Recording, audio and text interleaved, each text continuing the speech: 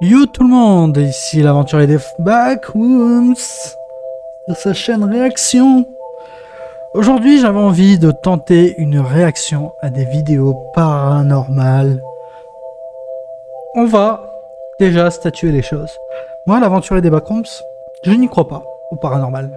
J'y croyais étant plus jeune, maintenant je n'y crois plus. Je pense que la plupart des vidéos ont une qualité douteuse et sont faites pour faire peur. Maintenant, là, comme là vous voyez pas très bien, mais je peux vous assurer que la vidéo que j'ai en face des yeux dure 1 heure. Moi, je pense pas qu'on va faire 1 heure. Je pense qu'on va regarder quelques vidéos. Et si jamais ça vous intéresse de voir une partie 2, je continuerai à réagir à la suite de cette vidéo. Ou alors j'en prendrai une note, on verra. Sur ce, c'est parti.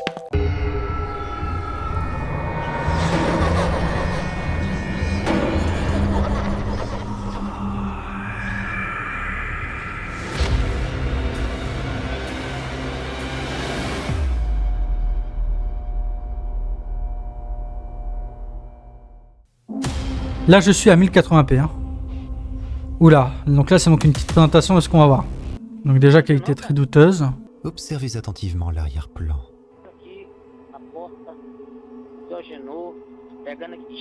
Ah, ok, il y a un truc qui s'est déplacé très vite. Ils en ont rien à foutre. Et c'est repassé à toute vitesse. La rapidité surnaturelle de ce phénomène laisse peu de place au doute. Ils sont convaincus d'être témoins d'une apparition paranormale. Ça peut pas être un mec en skate.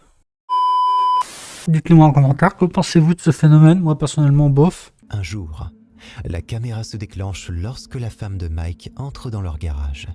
Mais les images enregistrées sont anormalement distordues et pixelisées, à tel point qu'on pourrait croire à un dysfonctionnement de l'appareil ou à de graves interférences. Bah oui, c'est ça.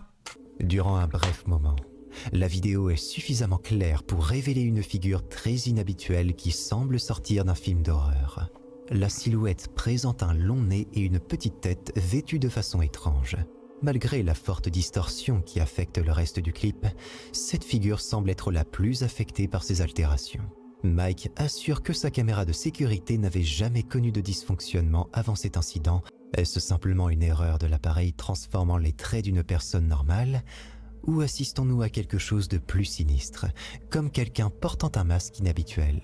De plus, pourquoi cette distorsion se manifeste-t-elle uniquement lorsque cette silhouette apparaît dans le cadre ? En fait, tu vois, les gens, ils ont le droit de faire Mardi Gras, ils ont le droit de se déguiser. C'est pas tant choquant que ça, moi je trouve. De un, de deux, caméra, ça fait des problèmes. Euh, Forcément, des fois, tu peux avoir des petites perturbations, ce genre de trucs. Pour moi, il n'y a rien d'anormal. Rien d'extraordinaire.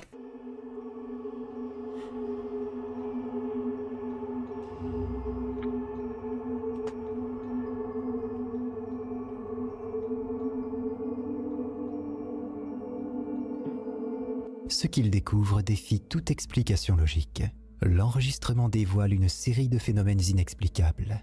Mouvements indétectables et lumières s'allumant soudainement dans une maison censée être vide. Plus troublant encore, une silhouette fugace apparaît dans le reflet d'un miroir, suggérant une présence inattendue. La vidéo soulève de nombreuses interrogations, surtout avec une porte qui semble changer de forme et un éclair bleuté qui précède mystérieusement l'illumination des pièces.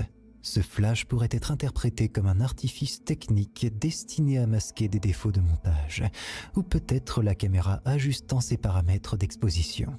Des analyses vidéos approfondies révèlent d'autres anomalies, comme des lumières qui s'éteignent et une porte retrouvant son apparence normale. Face à ces mystères, la famille se demande si leur maison est occupée par un poltergeist espiègle, un squatteur particulièrement astucieux, ou si, ironiquement, ils seraient eux-mêmes les fantômes perturbant leur propre domicile.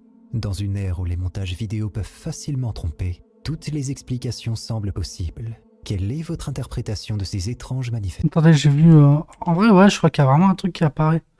Si vous regardez. Attends. Perturbant leur propre domicile. Dans une ère où les espiègles, un squatteur particulièrement astucieux, ou si, ironiquement, ils seraient eux-mêmes les fantômes perturbant leur propre domicile. Dans une Ah non, j'ai jamais vu. C'est juste en fait que les lumières, elles, sont un peu perturbées, quoi. Regardez attentivement le fond de la pièce.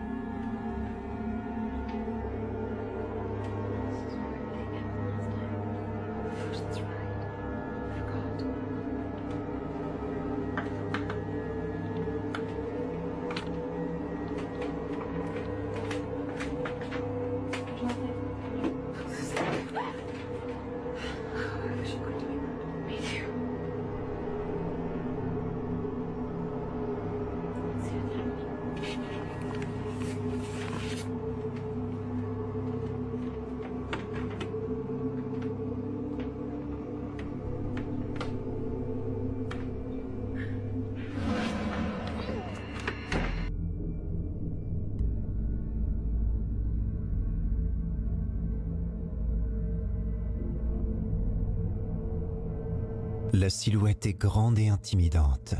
Mais ça, c'est une ombre. Ça, c'est pareil. Au tout début, t'as une porte. Mais la porte, c'est très facile de la truquer. Là, c'est une ombre. C'est ton cerveau qui s'imagine que c'est une silhouette humaine. C'est tout.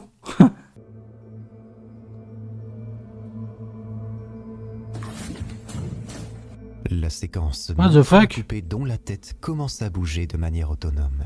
Cette image, déjà perturbante seule, devient encore plus inquiétante quand on prend le temps de l'analyser.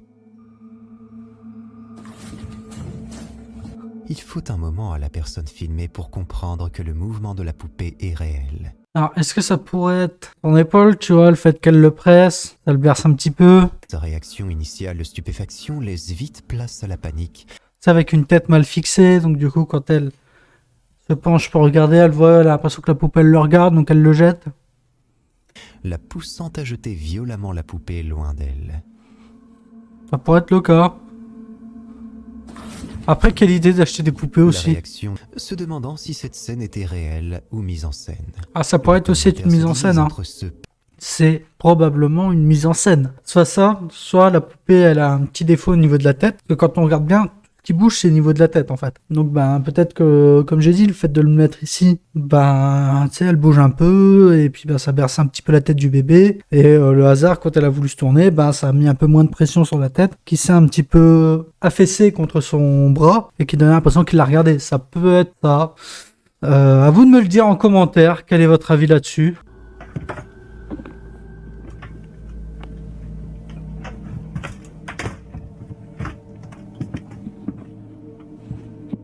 Quelle idée aussi de te mettre dans le noir, dans un... Tu me dirais, il a pas trop de choix, mais bon. Ah mais non, c'est complètement con, parce que, en fait, s'il y aurait quelqu'un, ce serait même plus intéressant d'avoir les deux... d'avoir toutes les lumières d'activer, quoi.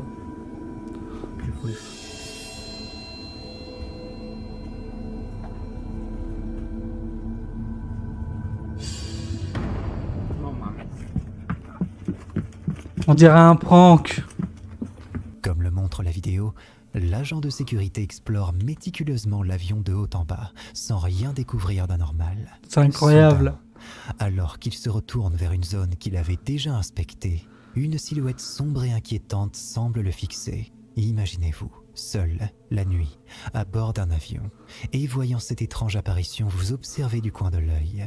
Que feriez-vous dans une situation aussi troublante ?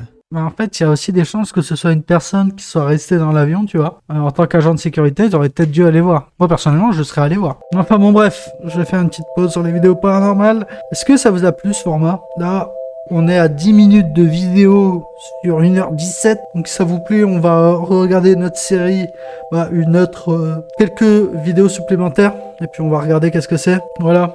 Si ça vous a plu, likez, commentez, partagez. Dites-moi si vous voulez une vidéo 2 sur ce principe. Et sur ce, c'était l'aventurier. Bye!